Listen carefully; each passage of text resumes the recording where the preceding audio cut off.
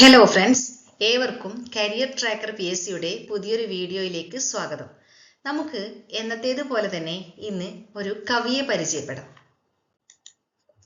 പോരാ പോരാ നാളിൽ നാളിൽ ദൂരെ ദൂരമുയരട്ടെ ഭാരതക്ഷ്മാ ദേവിയുടെ തൃപ്പതാകകൾ. ദേശസ്നേഹം തുളുമ്പുന്ന ഈ വരികൾ സാഹിത്യമഞ്ജരി എന്ന കൃതിയിലേതാണ്. ഭാരതമെന്ന പേരു കേട്ടാൽ അഭിമാനപൂരിതമാകണം അന്തരംഗം, കേരളമെന്നു കേട്ടാലോ തിളയ്ക്കണം ചോര നമുക്കു ഞരമ്പുകളിൽ. തൂലികയിലൂടെ സ്വാതന്ത്ര്യത്തിനായി പോരാടിയ കവി.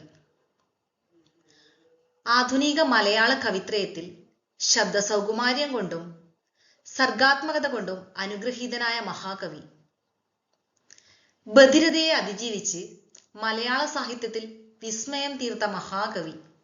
40-ാം വയസ്സിൽ കേൾവിശക്തി നഷ്ടപ്പെട്ടിട്ടും എഴുത്തിലൂടെയും മറ്റുള്ളവർ കൈകളിൽ എഴുതി കാണിക്കുന്നതിലൂടെയും അദ്ദേഹം ആശയവിനിമയം നടത്തിയിരുന്നു. മഹാത്മാഗാന്ധിയുടെ ആദർശങ്ങളിൽ ആകൃഷ്ടനായി അടിയുറച്ചു വിശ്വസിച്ച മഹാകവി. തൻ്റെ ഗുരുനാഥനായി മഹാത്മാഗാന്ധിയെ മനസ്സിൽ സങ്കല്പിച്ചെഴുതിയ കവിതയാണ് എൻ്റെ ഗുരുനാഥൻ. ഗാന്ധിജിയുടെ മരണത്തിൽ മനംനൊന്ത് എഴുതിയ വിലാപകാവ്യമാണ് ബാപ്പുജി. ചിത്രയോഗം എന്ന മഹാകാവ്യം എഴുതി മഹാകവി എന്ന സ്ഥാനപ്പേര് ലഭിച്ചു. പ്രധാന കൃതികൾ എൻ്റെ ഗുരുനാഥൻ, സാഹിത്യമഞ്ജരി, ബധിരവിലാപം, വിഷുക്കണി, ശിഷ്യനും മകനും, കൊച്ചു സീത, മഗ്ദലന മറിയം എന്നിവയൊക്കെയാണ്.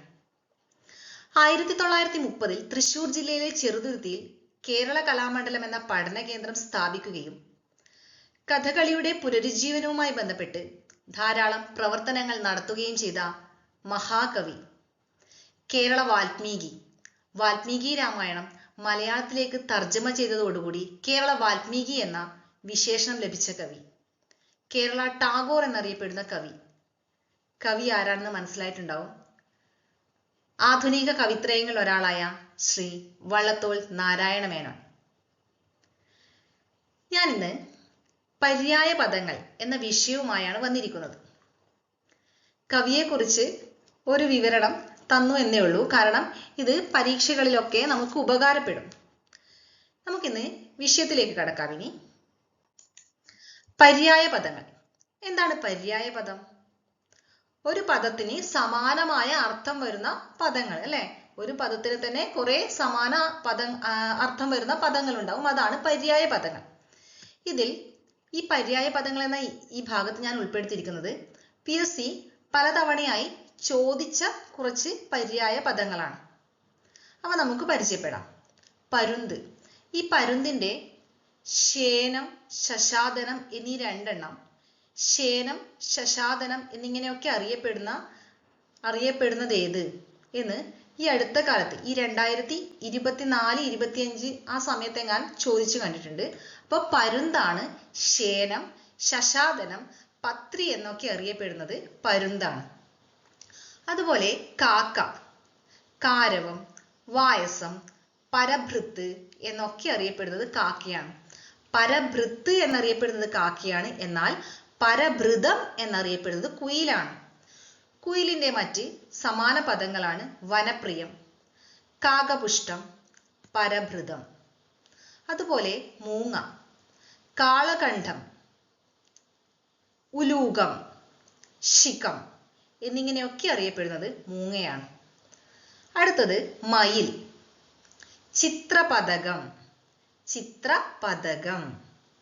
നീലകണ്ഠം, നീലകണ്ഠം കഴുത്ത്, നീലക്കഴുത്തോടു കൂടിയവൻ, നീലകണ്ഠം, കേകി എന്നൊക്കെ അറിയപ്പെടുന്നത് മയിലാണ്. ഇനി കീരി, അഹിബുക്ക്, പന്നഗാരി, നകുലം എന്നൊക്കെ അറിയപ്പെടുന്നത് ഏതാണ്? കീരിയാണ്. നായയുടേത് ശുനകൻ, എല്ലാവർക്കും അറിയുന്നതായിരിക്കും. ശുനകൻ, ശ്വാവ്, സാരമേയം എന്നൊക്കെ അറിയപ്പെടുന്ന ആരാണ്? നായയാണ്. അതുപോലെ പശുവിൻ്റെ ധേനു എന്നത് ഗോവ് എന്നതും പലർക്കും നമുക്ക് കണ്ടാൽ തന്നെ മനസ്സിലാവും ഇത് പശുവിനെയാണ് ഉദ്ദേശിക്കുന്നത്, അല്ലെങ്കിൽ പശുവിൻ്റെ മറ്റൊരു സമാന പദമാണ് എന്ന് മനസ്സിലാവും. കാമധേനു എന്നൊക്കെ കേട്ടിട്ടുണ്ട്, അല്ലേ? അത് ഗോ.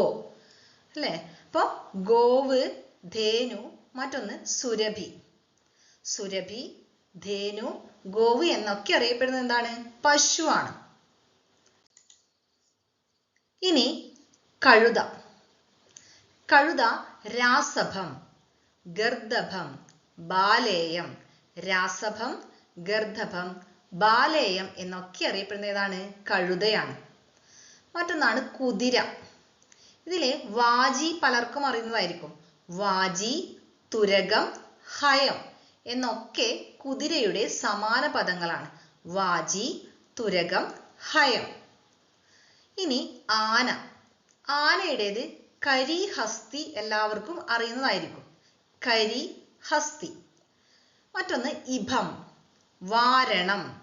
ഇഭം, കരി, വാരണം, ഹസ്തി എന്നൊക്കെ അറിയപ്പെടുന്ന ജീവി ഏതാണ്? ആനയാണ്. മറ്റൊന്ന് ആമ, കൂർമ്മം അല്ലെ? നമുക്ക് മഹാവിഷ്ണുവിന്റെ അവതാരങ്ങളിൽ കൂർമാവതാരം അല്ലെ? കൂർമ്മം. കൂർമ്മം, കച്ഛപം, പഞ്ചകുടം, ധരണീധരം. മണ്ണിലൂടെയല്ലേ എഴഞ്ഞു പോകുന്നത്. ധരണീധരം. ധരണി എന്ന് പറഞ്ഞാൽ ഭൂമി എന്നാണ് അർത്ഥം. കച്ഛപം, പഞ്ചകുടം, ധരണീധരം, കൂർമ്മം എന്നൊക്കെ അറിയപ്പെടുന്ന ഏതാണ്? ആമയാണ്. ആട്. അജം, അജമാംസ രസായനം. അജം എന്ന് പറഞ്ഞാൽ ആടാണ്. അജം, മേഷം, ബസ്തം, ഛഗം. അജം, മേഷം, ബസ്തം, ഛഗം. സൂര്യൻ. സൂര്യന്റെ പര്യായങ്ങളൊക്കെ പലർക്കും അറിയുന്നതായിരിക്കും. ആദിത്യൻ, ഭാസ്കരൻ, ഞായർ, ദിനകരൻ ഒക്കെ ആരാണ്? സൂര്യനാണ്. ഇനി ആകാശം. അമ്പരം, നഭസ്, ഗഗനം എന്നൊക്കെ അറിയപ്പെടുന്ന എന്താണ്? ആകാശമാണ്. ഇതൊക്കെ ഈ പര്യായ പദങ്ങൾ പലതും നമ്മൾ പല സിനിമാ പാട്ടുകളിലും ഒക്കെ അല്ലെ കേട്ടിട്ടുണ്ടാവും അല്ലെ? അമ്പരം, നഭസ്, ഗഗനം. ഇനി ചന്ദ്രൻ. ചന്ദ്രൻ്റെത് ഇന്ദു, തിങ്കൾ. ഇന്ദു കലാധര എന്ന് കേട്ടിട്ടേ?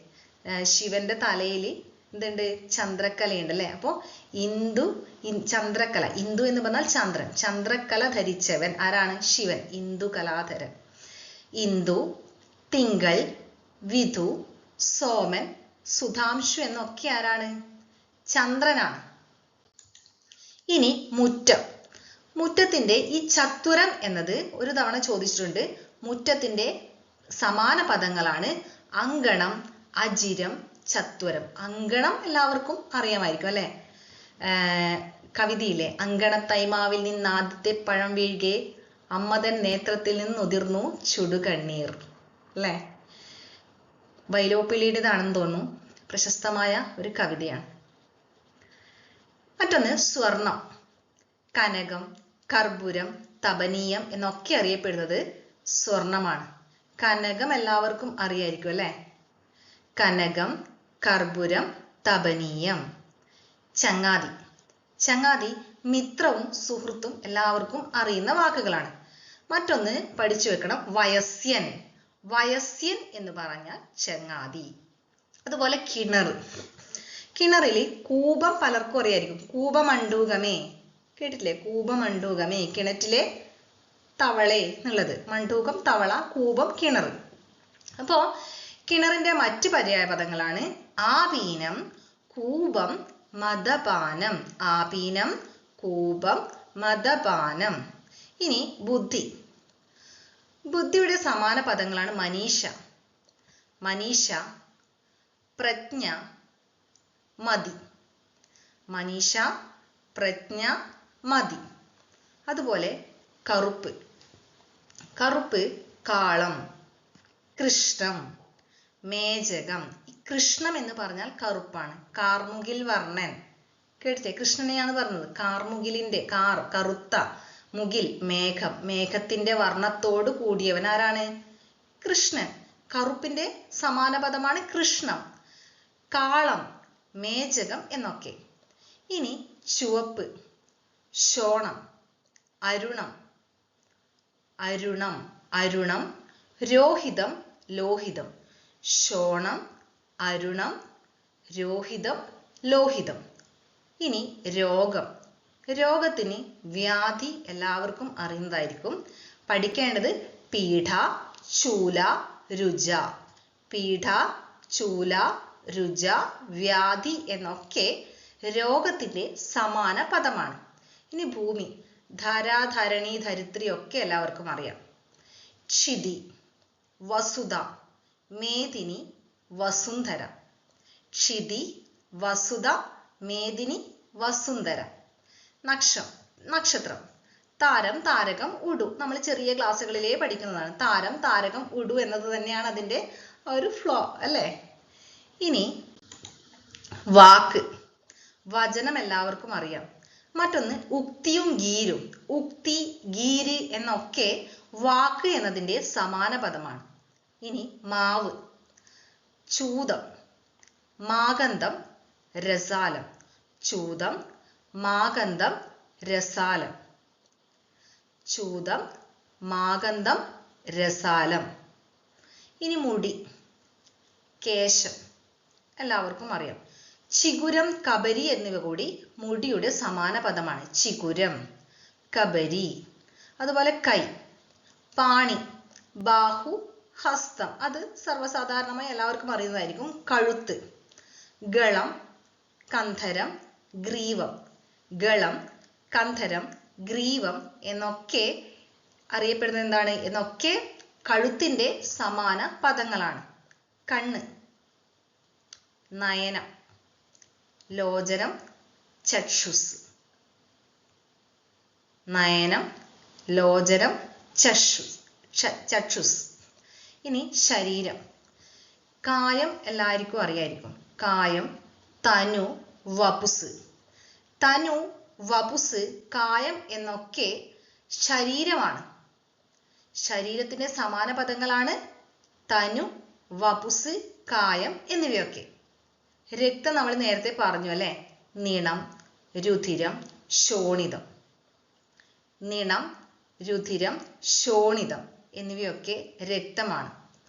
അതുപോലെ മേഘം, നീരദം. നീര് എന്ന് പറഞ്ഞാൽ വെള്ളമാണല്ലോ. നീരദം, നീരിൽ നിന്ന് ഉണ്ടാകുന്നത് അല്ലെ. നീരദം, മേഘം. കൊണ്ടൽ, മുകിൽ. നേരത്തെ പറഞ്ഞല്ലേ, കാർമുകിൽ, കറുത്ത മേഘം. അപ്പോൾ മുകിൽ, കൊണ്ടൽ, നീരദം എന്നൊക്കെ ആരാണ്? മേഘമാണ്. വെള്ളം. വെള്ളം സലിലം, തോയം, പയസ്, അമ്പു എന്നൊക്കെ അറിയപ്പെടുന്നത് എന്താണ്? വെള്ളമാണ്. ഈ താമരയെ അംബുജം എന്ന് പറയുന്നുണ്ട് അല്ലെ. അംബുജം എന്ന് പറഞ്ഞാൽ വെള്ളത്തിൽ ജം, ജനിച്ചവൾ. അതാണ് അംബുജം, താമര. വാരി, വാരിജം, വാരിജം, വാരിയിൽ ജനിച്ചവൾ. അംബുജം, വാരിജം ഒക്കെ ഏതാണ്? താമരയാണ്.